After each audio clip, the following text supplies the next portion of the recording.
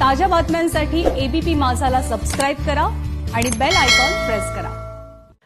OBC समाजानं विविध मागण्यांसाठी पुण्यामध्ये मोर्चा काढला, मात्र परवानगी नसल्याचं कारण पुढे करत पोलिसांनी मोर्चा अडवला। या मोर्चामध्ये माजी खासदार समीर भुजबळ सुद्धा सहभागी झाले होते। शनिवार वाड्यापासून पुणे जिल्हाधिकारी कार्यालयापर्यंत हा मोर्चा काढण्यात येणार होता। पोलिसांनी मोर्चा अडवल्यानंतर आंदोलकांनी शनिवार वाड्यासमोरच ठिय्या मांडला।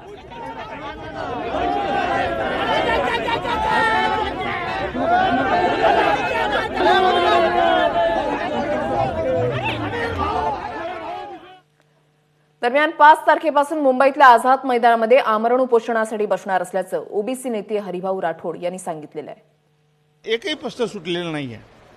मी अनेक वेळा विधान परिषदेमध्ये लक्षवेधीच्या माध्यमातून उचलले आहेत, 10 वेळा लक्षवेधी केले आहेत। प्रत्येक वेळा आश्वासन, महाराष्ट्रामध्ये जवळपास 5 लाख मागासवर्गीय कर्मचाऱ्यांचे बढतीमधील आरक्षण थांबलेलं आहे, त्यांना बढती दिल्या जात नाही। एवढंच नाही तर जे सिनियरिटी म्हणजे ओपनमध्ये सिनियर झालेले आहेत त्यांची सुद्धा बढती थांबवलेली आहे।